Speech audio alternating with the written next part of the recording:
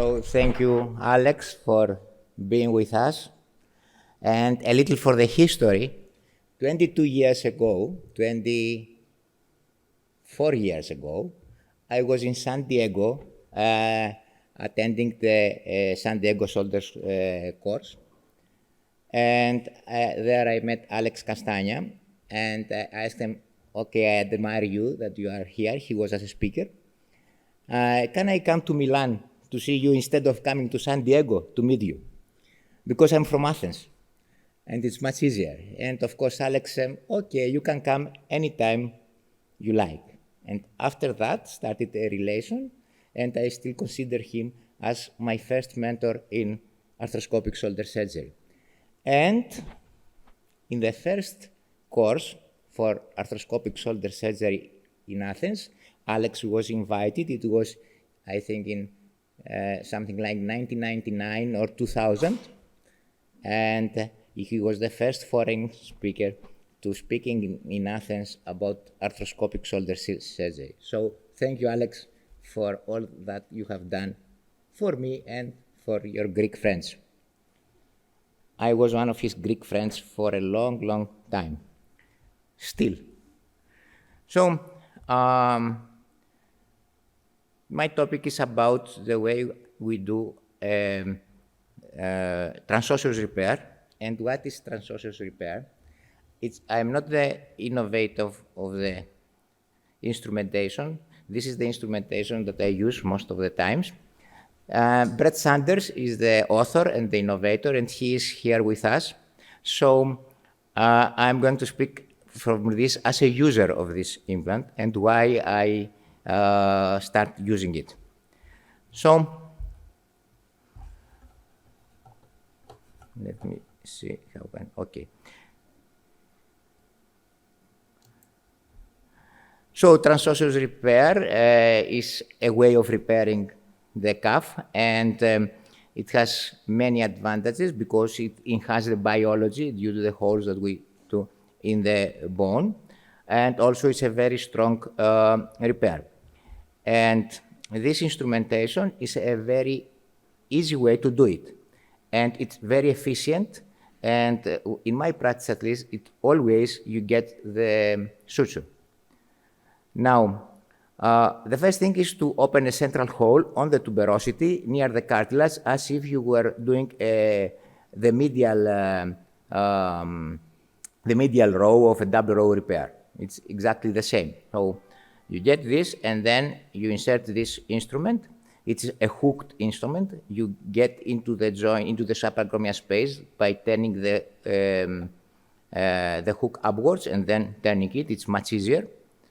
And then there is a needle that brings a looped suture to the hook, and you can retrieve the hook.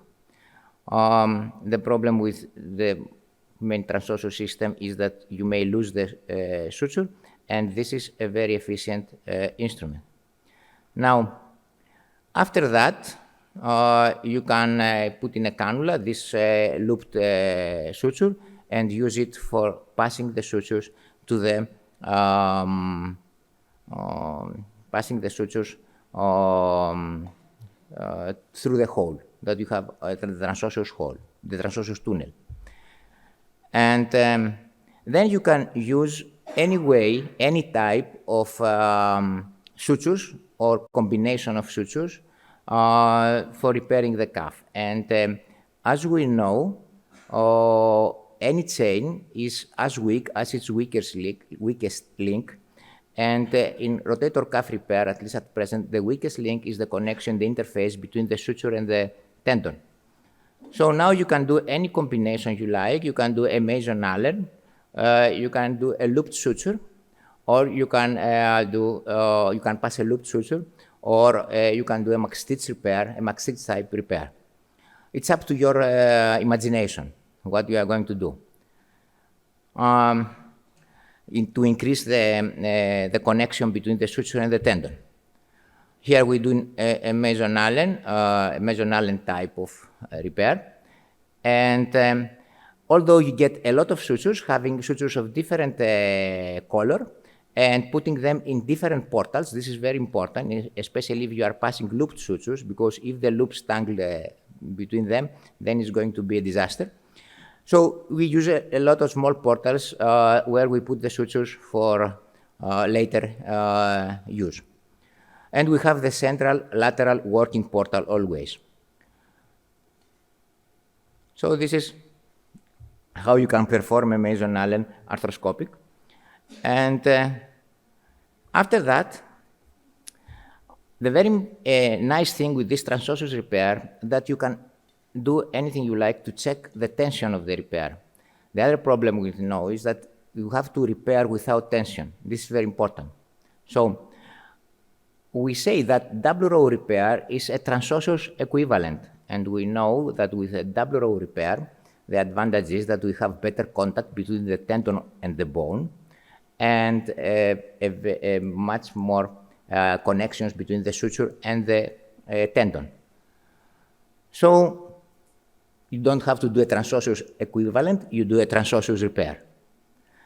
Now, if you want to have better checking of the tension, the problem with double row repairs is that the tension depends on where you have passed the medial row sutures, the tension of the tendon. While in single row repairs, the tension comes through, depends on where you have implanted the anchors.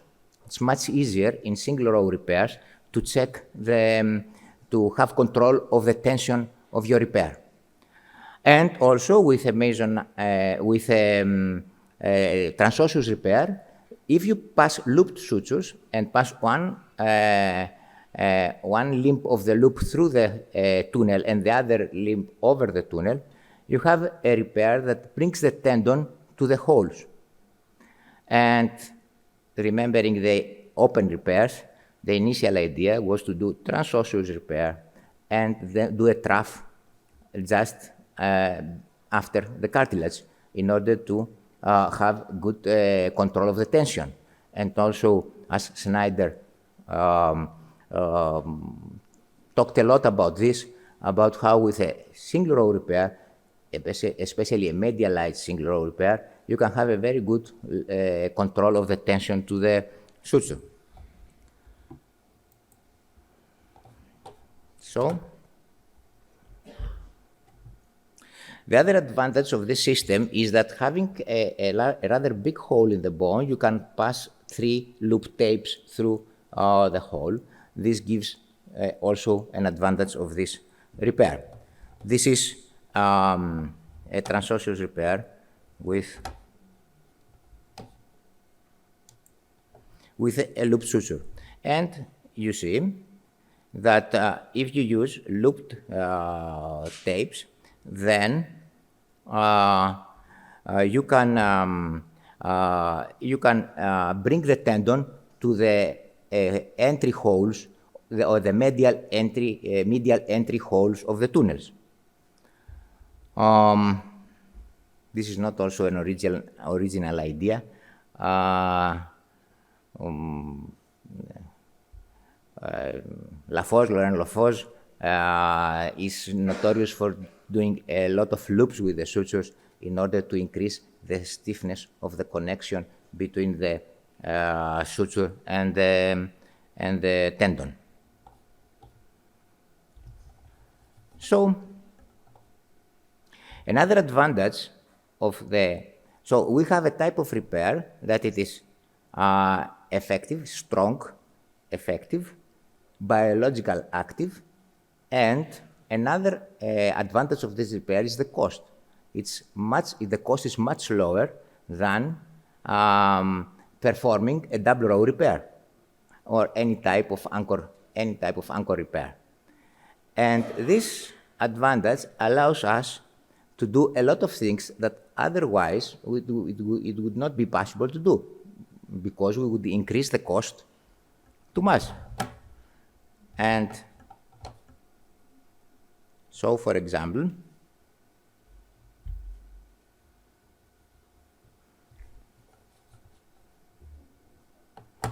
just a moment to go.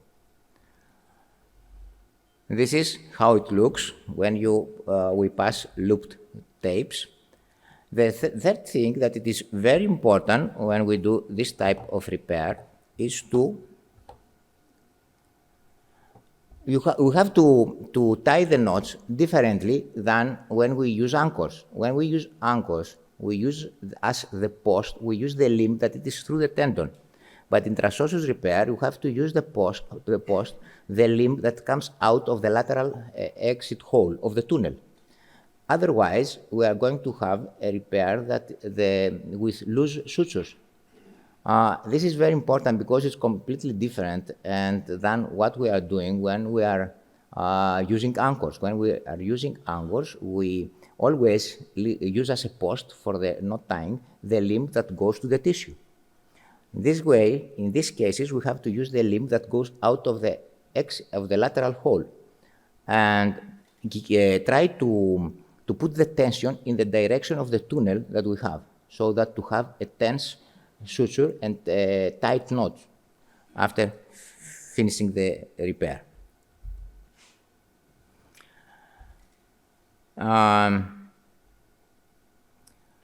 Of course, another type is using now. Now, lowering the cost, we can do a lot other things that otherwise we could not do. For example, using grafts. So we can you can repair the calf using transosseous repair, and then pass grafts. We can use autograft or allograft. A very nice idea is to use the biceps tendon as a graft. This is one of the many uses that we have for the biceps. And in this case, after you finish the repair, what we do is to pass a suture to the graft, a Krakow type suture, and take a graft 2-3 centimeters, depending on the size of the tear that we have to augment with the graft, and stabilize the graft very nice onto the tendon.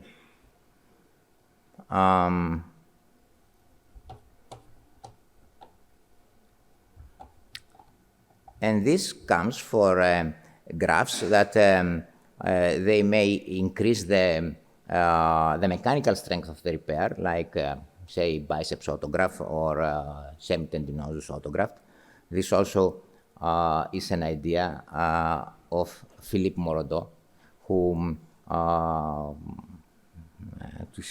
which seemed very nice for me, and using grafts, cylindrical grafts of tendon instead of using a patch.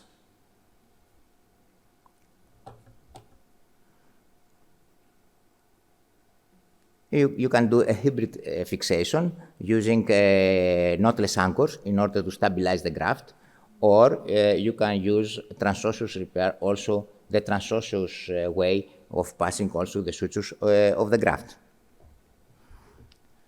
depending on technique and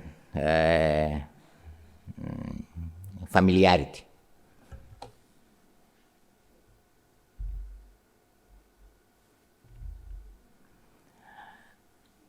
Bioinductive collagen scaffolds. Also, we can use them for biologic augmentation. And we use the Regeneten. And the problem with all these scaffolds is first the effectiveness and second the cost. So when we thinking of using this type of grafts, what we want is to have something that is cost effective. And something can become cost effective either by increasing the effectiveness or by lowering the cost.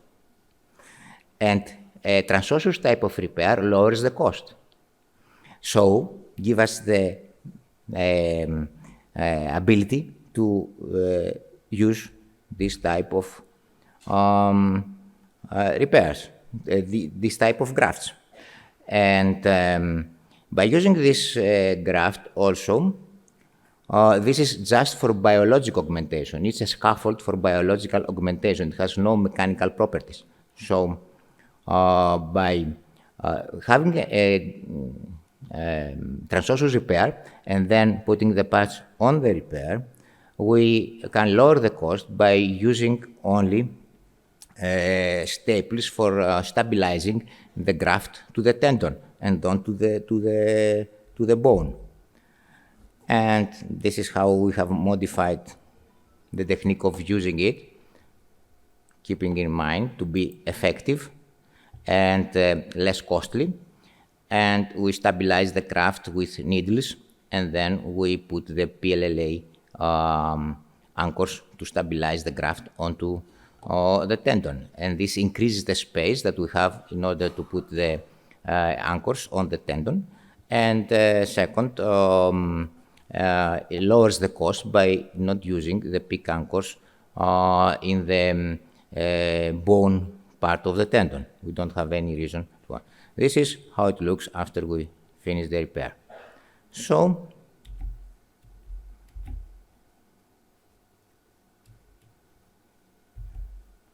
thank you for your attention, and we are going to discuss a lot for all these repairs and the tips and tricks of this.